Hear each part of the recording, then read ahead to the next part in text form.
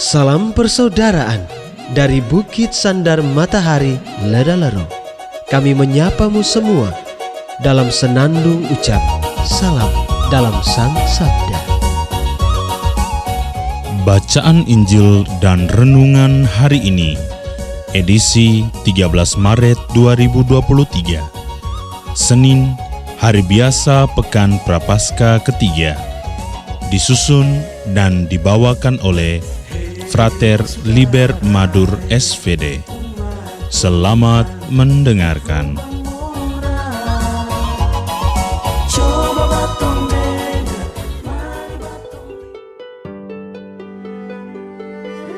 Bacaan diambil dari Injil Lukas, bab 4, ayat 24 sampai 30.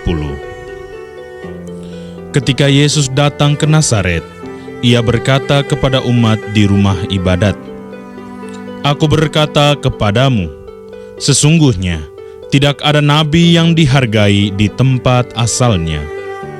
Tetapi aku berkata kepadamu, dan kataku ini benar. Pada zaman Elia, terdapat banyak janda di Israel. Ketika langit tertutup selama 3 tahun dan 6 bulan, dan ketika bahaya kelaparan yang hebat menimpa seluruh negeri. Tetapi Elia diutus bukan kepada salah seorang dari mereka, melainkan kepada seorang janda di Sarfat, di tanah Sidon. Dan pada zaman Nabi Elisa, banyak orang kusta di Israel, tetapi tidak ada seorang pun dari mereka yang ditahirkan selain daripada Naaman, seorang Syria itu." Mendengar itu, sangat marahlah semua orang yang di rumah ibadat itu. Mereka bangun, lalu menghalau Yesus keluar kota, dan membawa Dia ke tebing gunung, tempat kota itu terletak, untuk melemparkan Dia dari tebing itu. Tetapi Yesus berjalan lewat dari tengah-tengah mereka, lalu pergi. Demikianlah sabda Tuhan. Terpujilah Kristus. Bapak, Ibu, saudara-saudari pecinta Sang Sabda yang terkasih, judul renungan kita kali ini ialah Rendah Hati, Jalan Menuju Keselamatan. Dalam Injil hari ini, penginjil Lukas menceritakan peristiwa pada saat Yesus berhadapan dengan para pembencinya. Mereka itu adalah orang-orang sekampungnya, tetangganya sendiri di Nazaret.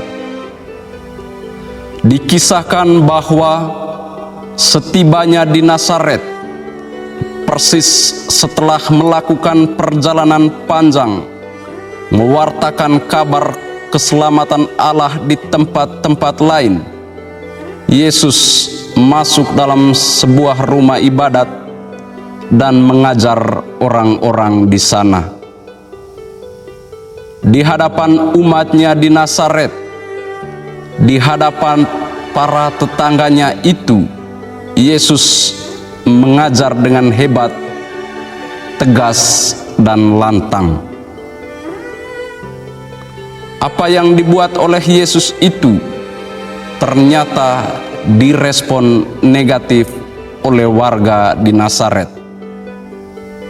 Bagi mereka, Yesus tidak pantas untuk mengajar, sebab secara sosial keluarganya tidak memiliki kedudukan apa-apa. Yesus hanyalah anak dari keluarga sederhana, anak dari seorang tukang kayu. Mereka kemudian ingin membuang Yesus pada sebuah tebing di pinggiran kota itu. Namun Yesus tahu niat jahat mereka, dan Ia kemudian pergi dari situ. Bapak, Ibu, saudara-saudari pecinta Sang Sabda yang terkasih, dalam kehidupan sehari-hari, sama seperti para tetangga Yesus, kita seringkali sulit untuk melihat dan mengakui kelebihan serta prestasi orang lain. Kita seringkali tidak mengakui keterampilan, kepandaian, dan kesuksesan sesama. Kita justru membuat cap atau stempel negatif kepada orang lain. Ketika orang lain memiliki kehebatan, kelebihan, atau sukses dalam karyanya, kita tidak menghargainya. Ketika tetangga kita, rekan kerja kita berhasil membangun sebuah usaha, kita justru membencinya. Kita seringkali tidak mampu menghargai dan memuji atau memberi apresiasi kepada tetangga atau teman yang berhasil. Terkadang rasa iri hati menjadikan kita sulit untuk memberikan apresiasi kepada orang lain. Kita begitu sulit untuk memuji keberhasilan sesama, meskipun dengan jelas kita melihat kesuksesannya. Kita justru menyoroti kekurangan dan kelemahannya. Rasa iri hati sering mendorong kita untuk memojokkan sesama yang sukses dan berhasil. Bapak, Ibu, saudara-saudari pecinta Sang Sabda yang terkasih, tidak mengakui kelebihan orang lain sama dengan menolak Tuhan.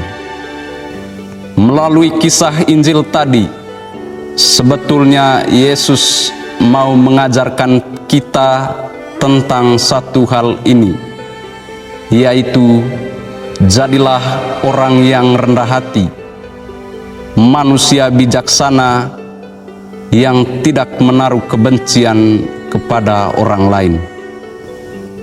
Yesus mengharapkan supaya kita jangan berlaku seperti warga Nazaret yang menutup hati untuk menerima kebaikan Allah. Yesus ingin kita menjadi orang-orang yang baik, menjadi manusia yang rendah hati dan jujur untuk mengakui kelebihan sesama.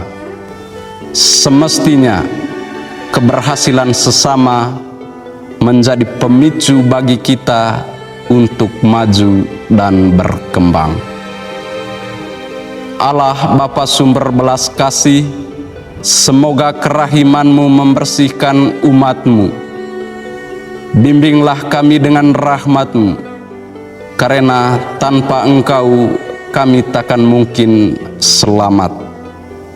Bukalah kiranya hati kami, supaya kami selalu bersikap rendah hati pada karya keselamatan yang Engkau kerjakan dalam diri Putra-Mu, Tuhan kami, Yesus Kristus. Amin.